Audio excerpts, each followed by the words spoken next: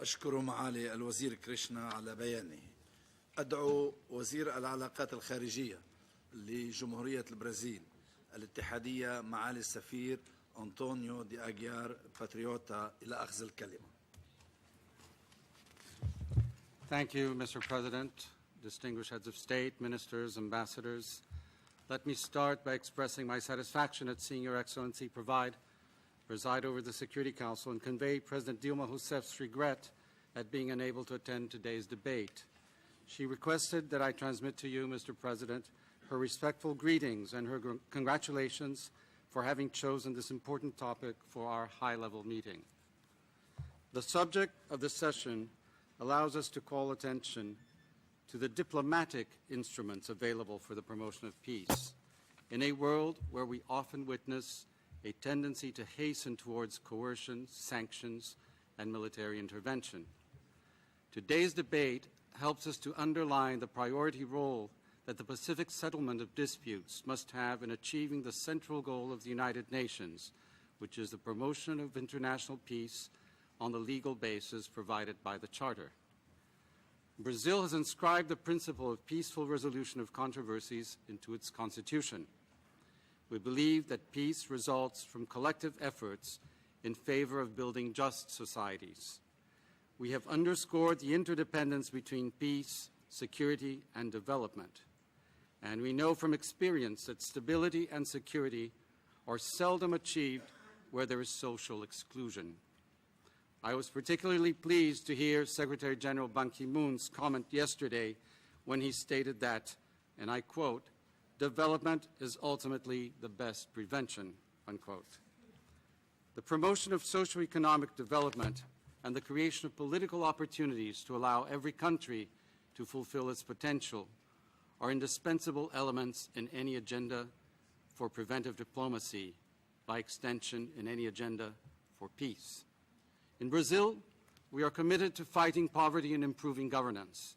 In our region, the Union of South American Nations, UNASUL, is consolidating itself as a zone of peace, cooperation, and democracy.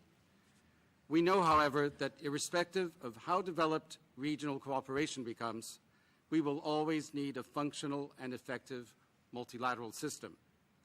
And it cannot be repeated too often that this Council has a primary responsibility for promoting international peace and security. It behooves the Security Council to find solutions that can both resolve the challenges posed by specific situations of crisis and at the same time strengthen the multilateral system itself. Recent episodes have shown us the limits of military action as a means for promoting stability, as well as the inappropriateness of using force preventively or preemptively. Yesterday, we took note of President Obama's statement to the effect that, and I quote, "the tide of war is receding," unquote. We might emphatically add that we must usher in a tide of diplomacy, dialogue, and prevention. Members of the Security Council, prevention of conflict and prevention of the escalation of conflict can be strengthened through many different tools. Peacekeeping operations are valuable instruments. The Peace-Building Commission can play an important role in staving off the recurrence of conflict. And I agree with the Prime Minister of Portugal when he speaks of the mutually reinforcing triad of prevention, peacekeeping, and peace-building. But let us not forget that disarmament and the elimination of weapons of mass destruction will also greatly enhance our capacity to avoid conflict.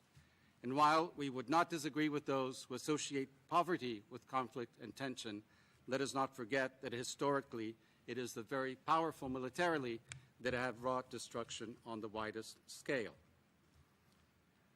As many have pointed out today, in order to fully discharge its role in the field of peace and security, the United Nations must support and promote women's participation in national and international political processes.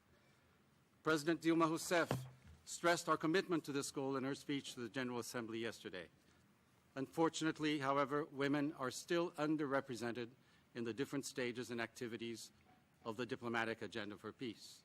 Mr. President, we live in a time marked by mass demonstrations in the Arab world, where a young generation demands effective participation in the political future of their countries and societies. From the beginning, Brazil has not only stood with those who call for freedom of expression and institutional progress, but has also steadfastly promoted peaceful means to address the tensions brought about by these processes. At the same time, we have called for respect for international law and underlined the need to fully respect the decisions of the Security Council, in particular when Chapter 7 has been invoked. Fulfilling our responsibility in the realm of prevention involves favoring mediation, good offices of the Secretary General, and at all times giving priority to the full range of instruments to peacefully resolve differences, including giving due consideration to regional organizations and refraining from loose interpretations of Security Council mandates. And I think the Council deserves to take careful note of the statement by President Zuma of South Africa when he mentioned the fact that the African Union was widely sidelined in recent situations that have been brought to the attention of the Council. The wave of change that has swept the Middle East and Northern Africa lends an even greater sense of urgency to the legitimate aspirations of the Palestinian people for a state of their own.